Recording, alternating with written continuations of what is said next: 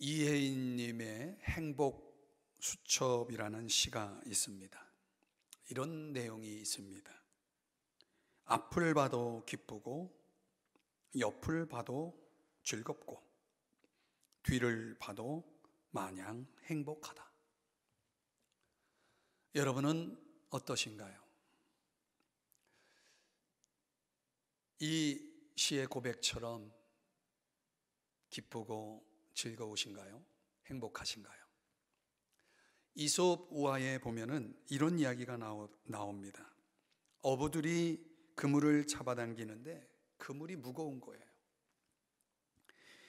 어부들은 분명 이 그물이 무거운 걸 보니까 수확이 많을 것이라고 예상하고 기뻐했습니다.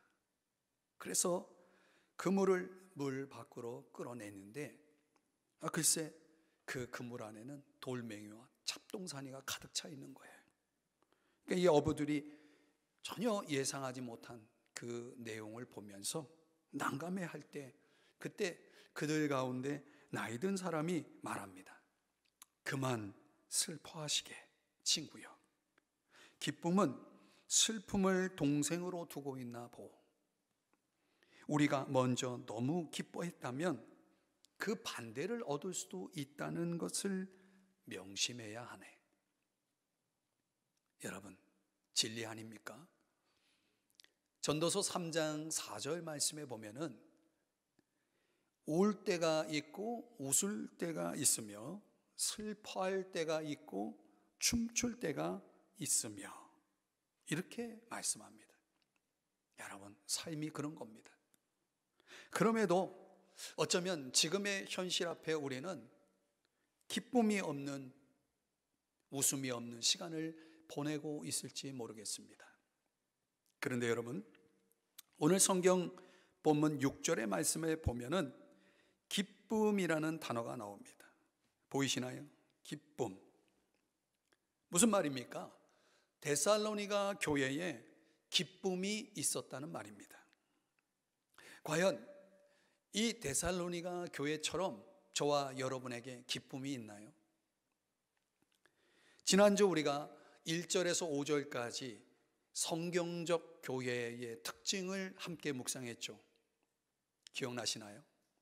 주 예수 그리스도 안에 있는 교회, 믿음과 사랑과 소망을 가진, 그리고 그 믿음, 사랑, 소망 속에서 살아가는 교회, 그리고 하나님의 사랑하심과 택하심을 아는 교회. 우리가 이 세 가지를 성경적 교회의 모습으로 함께 살펴보았습니다. 근데 오늘 본문은 그 성경적 교회의 특징으로 기쁨을 가진 교회의 모습을 보여줍니다. 기쁨을 가진 교회. 자, 여러분, 그렇다면은 어둡고 힘든 현실을 살아가고 있는, 또 앞으로 그렇게 살아가야 할 우리의 현실, 그 어두운 현실 앞에서 저와 여러분이 이 기쁨을 잃지 않고 기쁨을 가지고 살아갈 수 있는 그런 방법은 없을까요? 오늘 우리의 현실 앞에서 우리가 여전히 기쁨을 간직하며 살아갈 수 있는 그런 방법은 무엇일까요? 여러분들과 함께 오늘 본문의 말씀을 통해서 함께 묵상하며 은혜를 받고자 합니다. 첫째로는 환난의 이유를 이해해야 합니다. 환난의 이유를 이해해야 합니다. 6절을 다시 보시면은 또 너희는 많은 환난 가운데서 성령의 기쁨으로 이렇게 말씀합니다. 자, 데살로니가 교회에 환난이 있었다라고 말씀하고 있습니다. 그 환난도 많은 환난이 있었다라고 말씀을 합니다. 이 환난이라고 하는 들립세이라고 하는 단어는 외적인 환경에 의해서 생기는 그런 고통이나 핍박을 뜻합니다. 그러니까 우리가 성경에 보면 데살로니가 교회에 대한 그런 이야기가 나오는데 보면은 그들은 신앙 초기부터 어려움을 겪었어요. 복음에 대한 강한 반대에 부딪히게 되죠. 이 바울이 그 데살로니가 도시를 떠난 이후에도 계속해서 데살로니가 교인들은 어려움을 겪게 됩니다. 환난을 겪게 되는 거죠. 근데 그들을 그렇게 힘들게 하고 괴롭힌 사람들이 누군가? 데살로니가 전서 2장 14절의 말씀에 보면 너희 동족에게서 동일한 고난을 받았느니라, 이렇게 말씀을 하거든요. 그러니까 그들은, 데살로니가 교인들은 같은 민족, 함께 그 도시에 살고 있었던 사람들에게서 어려움을 겪었다는 말입니다. 사도행전 17장 5절 현대인의 성경으로 보면 이렇게 말씀하고 있어요. 이것을, 즉 예수 믿는 사람들이 생기는 것을 시기한 유대인들은 장터에서 깡패들을 동원하여 떼를 지어 다니면서 그 도시를 소란케 하였다, 이렇게 말씀을 하고 있습니다. 이 6절 오늘 본문의 말씀에도 그들이 많은 환난을 당했다라고 말씀을 하는 것입니다. 여러분, 왜 그들은 환난을 당했나요? 이유가 뭔가요? 환난의 이유가 여러 가지 있을 수 있겠지만은 오늘 본문에서는 데살로니가 교인들이 그들의 신앙 때문에 이런 환난을 겪었다는 것을 알 수가 있습니다. 예수님은 환난에 대해서 이렇게 말씀하세요. 요한복음 15장 18절 말씀. 세상이 너희를 미워하면 너희보다 먼저 나를 미워한 줄을 알라. 19절. 너희가 세상에 속하였으면 세상이 자기의 것을 사랑할 것이나 너희는 세상에 속한 자가 아니요 도리어 내가 너희를 세상에서 택하였기 때문에 세상이 너희를 미워하느니라. 20절. 사람들이 나를 박해하였은즉 너희도 박해할 것이요. 자, 이 말씀에 의하면 예수님이 환난에 대해서 뭐라고 말씀하십니까? 세상이 예수님을 미워하고 박해하였듯이 예수님이 선택한, 예수님에게 속한 사람들에게도 세상은 동일하게 대할 것이라는 그런 말씀을 하신 것이죠. 사랑하는 여러분, 세상은 왜 믿는 자들을 그렇게 미워할까요? 이유가 뭘까요? 또 우리가 이해해야 할 것은 세상이라고 하는 이 단어가 무엇이냐를 먼저 이해해야 합니다. 전에도 말씀드렸지만 이 세상이라는 것은 하나님과 하나님의 말씀인 성경을 거부하는 사상이나 가치 시스템을 이야기하죠. 요한일서 3장 13절 말씀에 보면은 형제들아 세상이 너희를 미워하여도 이상히 여기지 말라. 여러분, 이 세상이라고 하는 것은 그렇습니다. 하나님과 성경을 거부하는, 부정하는 그런 문화, 또 거짓 교사들, 요즘 한참 우리를 힘겹게 만드는, 우리를 어렵게 만드는 그 원인이 되고 있는, 중심이 되고 있는 이단들, 거짓 교사들이 얼마나 많습니까? 또 이 세상이 가르치는, 주장하는 사상이나 가치 등이, 여러분, 이 세상에 얼마나 많습니까? 어제도 어느 기사에 답글을 많은 사람들이 달면서 기독교를 얼마나 공격하는지요. 제가 그 답글에 기독교를 변호하려고 글을 올렸는데요, 소용이 없어요. 얼마나 많은 사람들이 공격하는지 모릅니다. 저는 그 배후에 분명 사탄의 역사가 있다고 봅니다.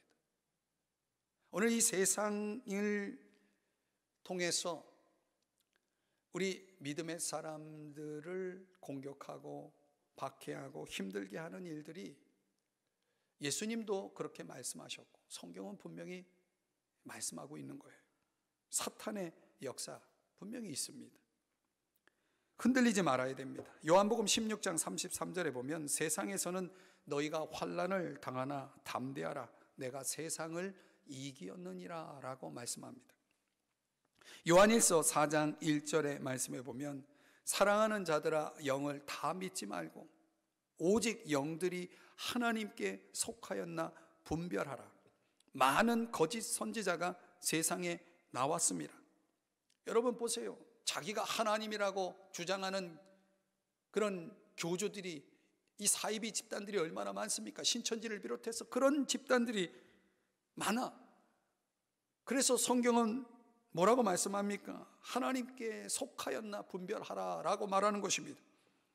요한일서 4장 6절에는 우리는 하나님께 속하였으니 하나님을 아는 자는 우리의 말을 듣고 하나님께 속하지 아니한 자는 우리의 말을 듣지 아니하나니 진리의 영과 미혹의 영을 이로써 아느니라.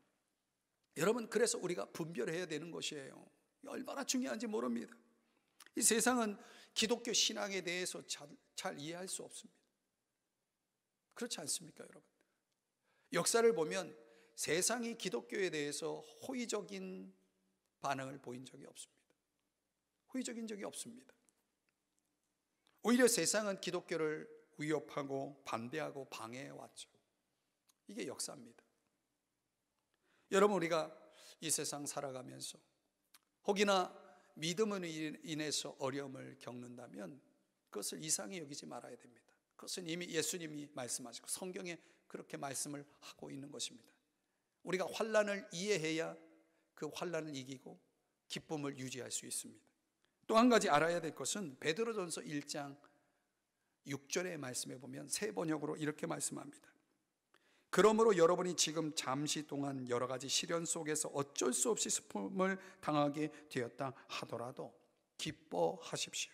7절, 하나님께서는 여러분의 믿음을 단련하셔서, 베드로전서 1장 7절의 말씀입니다.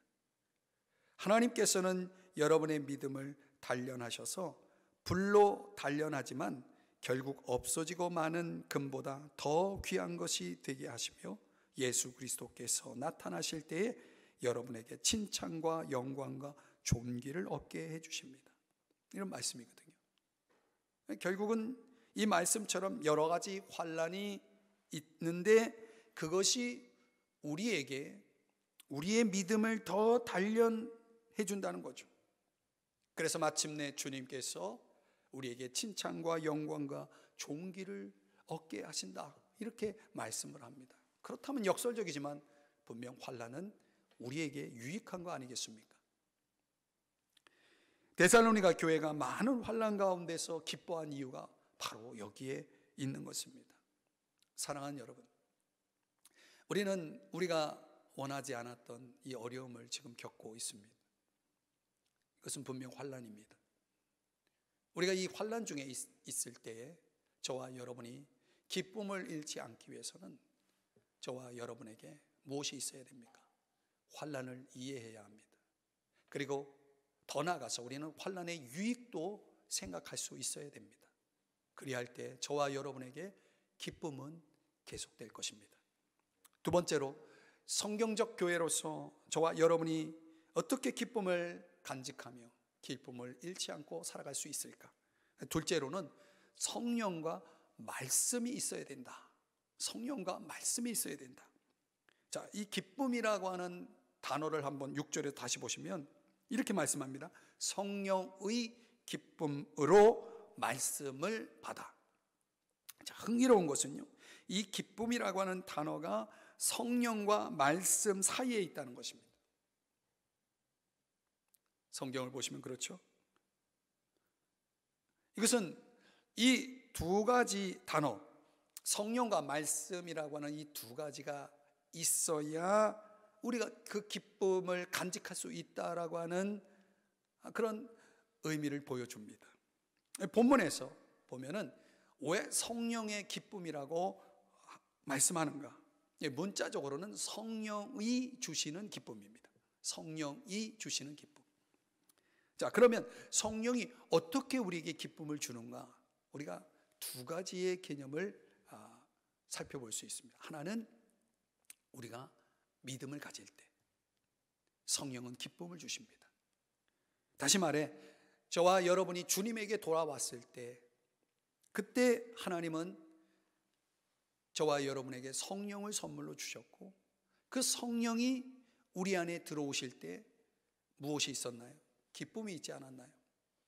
저는 처음 구원받고 성령을 내 안에 모실 때, 성령이 내 안에 들어오실 때 주셨던 그 기쁨을 지금도 잊지 못합니다.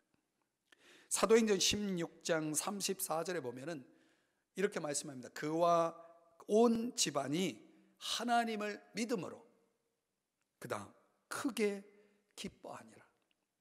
하나님을 믿을 때 크게 기뻐했다라고 성경이 말씀합니다. 이런 기쁨을 가리켜서 우리는 구원의 기쁨이라고 말합니다. 구원의 기쁨, 믿음이 주는 기쁨이죠.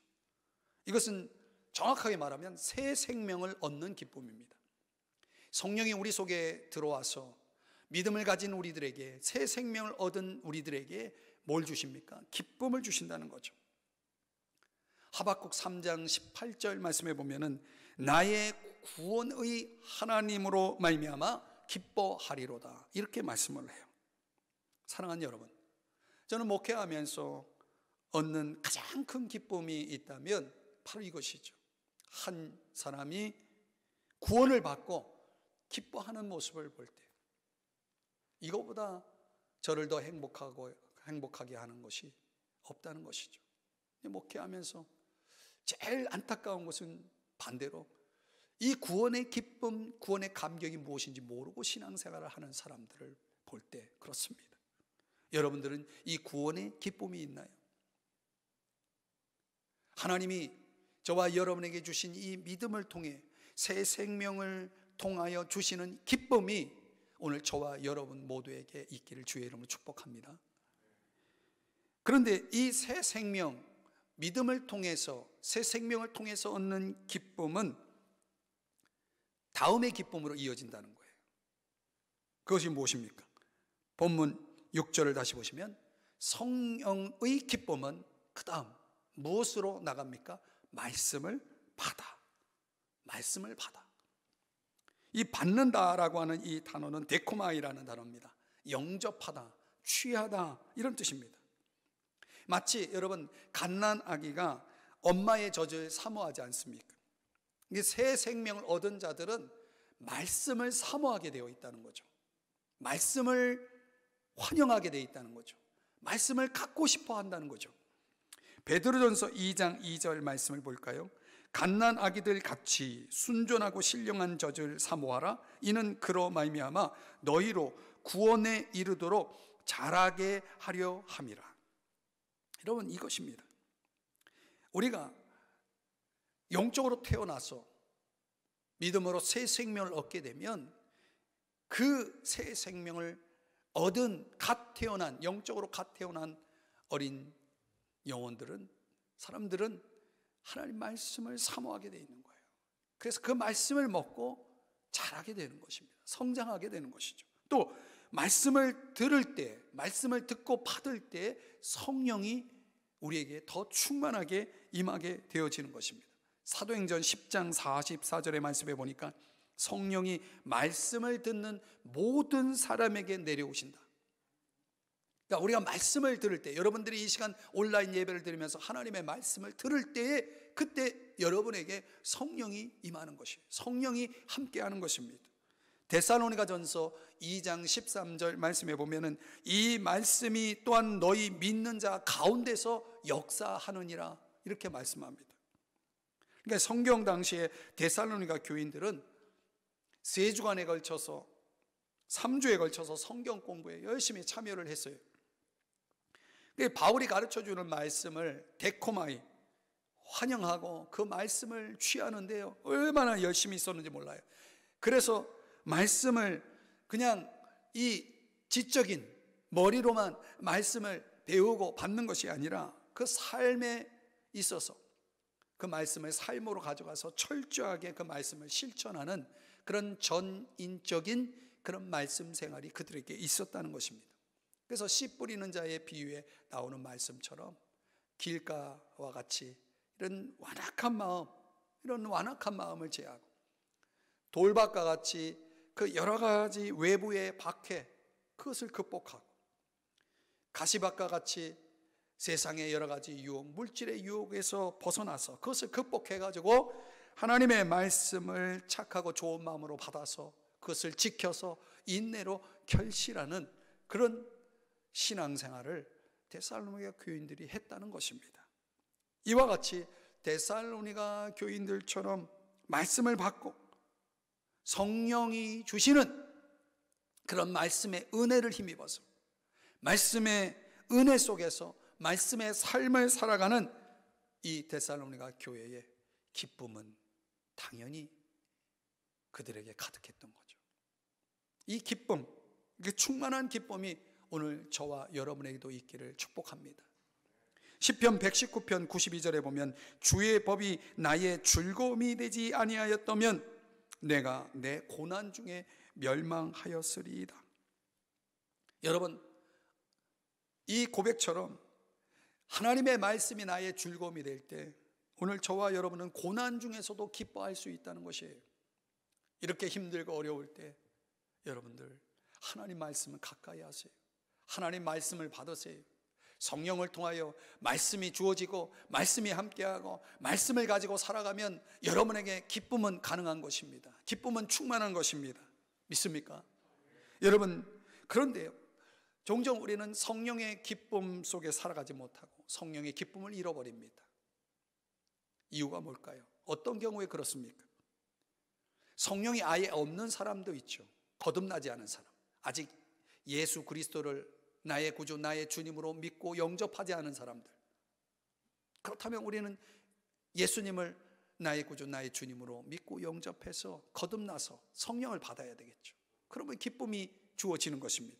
그런데 이미 거듭난 사람이 성령을 근심시키는 경우가 있습니다. 에베소 4장 30절에 보면 하나님의 성령을 근심하게 하지 말라라고 말씀하지 않습니까? 어떻게 우리가 성령을 근심시킵니까?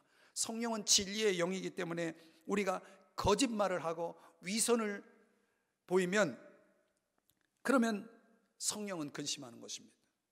진리와 반대된 편에 서게 되면 성령은 근심하는 것입니다. 또 성령은 은혜의 성령이기 때문에 우리의 마음속에 용서하지 못하는, 또 사랑하지 못하는 그런 마음을 가지고 있으면 그런 삶에는 또 성령이 근심하면서 기쁨을 잃어버립니다.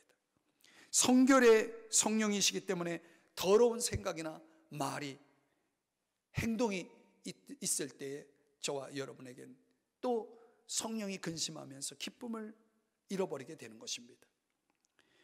성령을 소멸하지 말라는 데살로니가전서 5장 19절의 말씀을 우리가 또 생각해 보면 이 소멸이라는 것은 곧 기쁨의 상실을 의미합니다. 언제 기쁨을 소멸하게 됩니까? 그것은 우리가 성경을 읽지 않고 또 매일 기도하지 않고 또 사랑의 교제를, 성도들과 사랑의 교제를 나누지 못할 때, 더 나아가서 하나님이 주신 은사를 사용하지 않는다면 성령을 소멸하는 것입니다.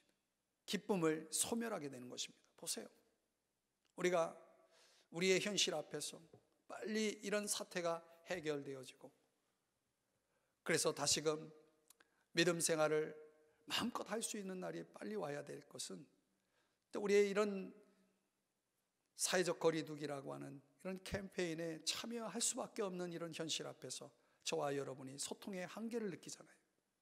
얼마나 답답하고 안타까운지 모르겠어요. 여러분들이 너무 보고 싶어요.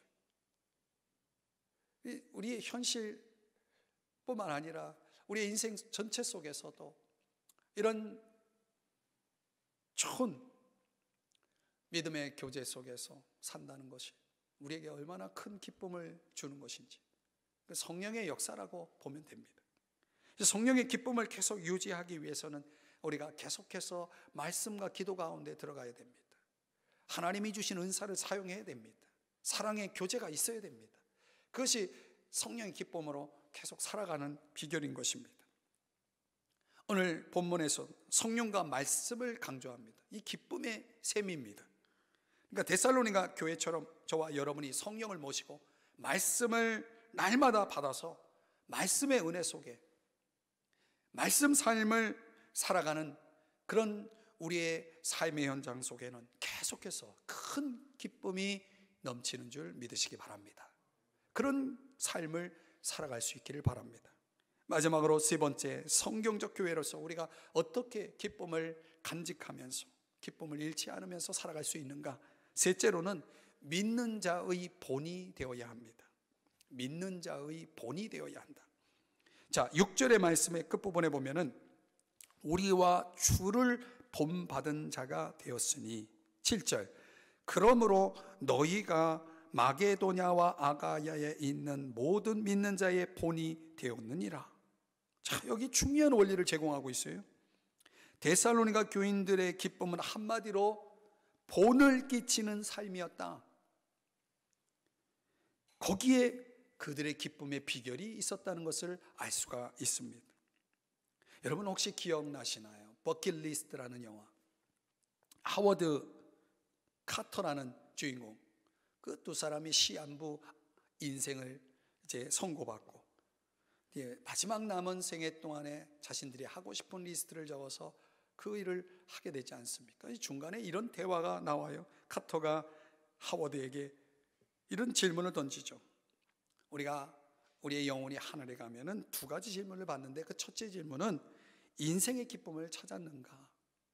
그리고 두 번째 질문은 자네 인생이 다른 사람들을 기쁘게 했나? 참 중요한 질문이에요. 우리 인생이 누군가에게 뭔가를 기여한다는 것이 얼마나 중요합니까? 거기에 인생의 의미가 있고 기쁨이 있다는 것입니다. 아시나요? 데살로니가 교인들은 어떤 사람들입니까? 모든 믿는 자의 본이 되었다. 7절에서 그렇게 말씀하죠. 그들의 인생을 의미 있게 만든 이유가 여기에 있습니다. 그들의 인생을 기쁘게 만든 이유가 여기에 있다는 것입니다.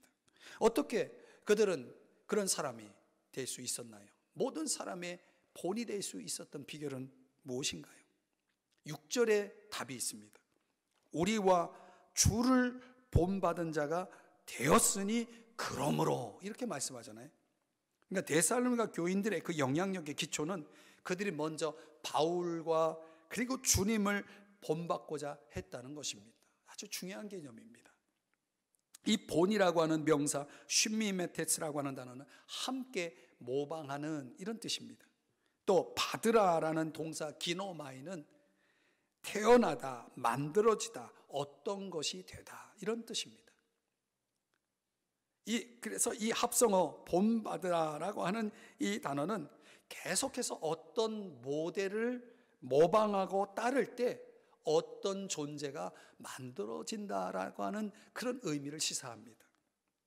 그러니까 데살로니가 교인들에게 적용해 보면 그들은 계속해서 누구를? 바울을, 그리고 주님을 롤 모델로 모방하고 따르는 그런 삶을 살았다는 거예요. 그런데 여러분, 흥미로운 게 있어요. 그 모방의 순서가 우리와 주, 우리가 앞에 있어요. 무슨 말이냐면 궁극적으로 신앙이라고 하는 것은 우리가 주님을 믿는 것입니다. 그렇죠. 주님을 믿고 주님을 따르는 것입니다. 그럼에도 신앙생활이라고 하는 것은 나보다 앞선 믿음의 선배를 본받는 데서 향상되고 발전된다는 거예요. 굉장히 중요한 개념입니다. 그렇기 때문에 저와 여러분의 신앙 속에는 믿음의 본이 중요한 거예요. 믿음의 모델이 중요한 것입니다. 그래서 바울은 이런 표현을 종종 사용합니다. 고린도전서 11장 1절의 말씀에 보면은 내가 그리스도를 본받는 자가 된 것 같이 너희는 나를 본받는 자가 되라. 이처럼 바울과 주님을 본받은 데살로니가 교인들은 7절에서 말씀하고 있는 것처럼 모든 믿는 자에게 본이 되었다라고 말씀을 합니다. 여러분, 다른 사람을 본받던 사람들이 이제는 다른 사람들의 본이 되었다는 이 원리를 이해하시겠습니까? 얼마나 중요합니까? 그러니까 데살로니가 교회의 기쁨은 바로 이것입니다. 모든 믿는 자들이 본받고 싶은 교회가 된 것입니다. 저는 우리 삼성중앙교회가 그런 교회가 되기를 바랍니다. 모든 믿는 사람들이 본받고 싶은 교회, 이 땅에 한국교회가 그런 교회가 되어야 됩니다. 저 역시 제 인생 속에 저의 롤 모델들이 있습니다. 저는 그분들을 만나서 참 그분들을 모방하려고, 그분들을 본받으려고 얼마나 애를 썼는지 모릅니다. 참 많이 노력을 했어요. 저희 젊은 시절에 그런 과정들이 있었습니다. 저에게는 그런 롤 모델을 만난 것이 큰 은혜고 축복이었음을 압니다. 그래서 오늘의 제가 있게 된 거죠. 실제적인 제 주변에 그런 인물도 있지만 또 저는 책이라는 독서라는 것을 통해서 제가 존경하고 제가 따르고 싶은 좋은 롤 모델을 또 정해서 그분에 관련된 책들을 많이 보면서 여러 가지를 배우고 또 담게 되었다는 것을 여러분들에게 말씀드릴 수 있을 것 같아요. 오늘 저와 여러분의 인생 속에 누군가를 잘 본받고 모방하는 것, 그러다 보면 어느새 나도 누군가에게 그런 좋은 모방하고 따르고 싶은 모델이 되어 있는 모습을 볼 수 있다는 거죠. 서론에 소개했던 이혜인님의 행복수첩, 다시 여러분에게 소개하면 앞을 봐도 기쁘고 옆을 봐도 즐겁고 뒤를 봐도 마냥 행복하다. 그 뒤 내용이 이런 내용입니다. 세상을 떠난 어머니가 내게 남기고 가신 행복수첩을 읽으며 나도 동서남북 어디서나 행복한 사람이 되어야지 빙긋이 웃으며 결심해 본다. 끝 소절에는 불가능도 가능케 하는 마술사인 애인 덕에 난 충분히 그렇게 할 수 있어 생각하는 것만으로도 충분히 행복하다. 이 시에서 시인은 분명 늘 행복한 사람이었던 어머님, 그리고 불가능을 가능케 하는 애인, 주님이죠. 그 주님을 본받고자 했다는 것을 알 수가 있습니다. 여러분 아시나요? 사람은 그가 본받고자 하는 대로 된다는 것. 여러분, 그런 의미에서 누군가를 닮아가는 기쁨을 아시나요? 또 누군가의 인생에 영향을 주고 기여하는, 그래서 본이 되는 기쁨을 아시나요? 저는 오늘 이 말씀을 듣는 여러분들 모두에게 이런 데살로니가 교회처럼 우리도 모든 믿는 자의 본이 되는 기쁨이 있는 교회가 되기를, 그런 신앙인들이 되기를 주의 이름으로 축복합니다. 말씀의 결론을 맺으면서 이런 이야기를 여러분에게 전해주고 싶습니다. 한 사람이 저녁이 되자 작은 양초를 상자에서 꺼내 불을 붙입니다. 그리고 계단을 오르기 시작합니다. 양초가 물었어요. 우린 지금 어딜 가는 건가요? 그가 대답합니다. 우린 저 꼭대기에 올라가 배들이 항구로 돌아올 수 있도록 백길을 밝히러 가는 길이야. 양초가 말합니다. 그렇지만 내 불빛은 너무나도 약해 항구에 있는 배들조차 볼 수가 없는 거려. 그 사람이 말했습니다. 너의 불빛이 희미하게 빛나더라도 타오르기만 하면 돼. 타오르기만 하면 돼. 그리고 그 사람은 계단 꼭대기에 이르러 등이 있는 등대 안으로 들어가 작은 양초로 등에 불을 붙였습니다. 그러자 뒤쪽에 있는 반사경에서 그 빗줄기가 쏟아져 나와 먼 바다까지 환하게 비추었다는 이야기입니다. 여러분, 우리는 하나님의 손에 들려져 있는 양초와 같습니다. 너무나 약해서, 너무나 약한 불빛이라서 가까이 있는 배조차도 볼 수 없는 그런 초. 그런데요, 그것이 누구의 손에 있느냐? 그 약한 불빛이 누구의 손에 있느냐에 따라서 그 빛은 전혀 다른 효과를 냅니다. 저는 우리가 할 일이 바로 그것이라고 봅니다. 교회로서 계속 빛을 뿜어내는 일입니다. 작은 양초와 같은 그 빛이라도 계속 빛을 뿜어내는 것입니다. 계속 기뻐하며 사는 일입니다. 환난의 이유를 이해하면서 성경과 말씀을 받아서 더 나아가 믿는 자의 본이 되므로 기뻐하며 사는 것이 오늘 저와 여러분이 할 일임을 오늘 이 본문의 말씀이 우리에게 도전하고 있는 것입니다. 그리고 효과는요, 하나님의 손에 달려 있는 것입니다. 여러분, 우리는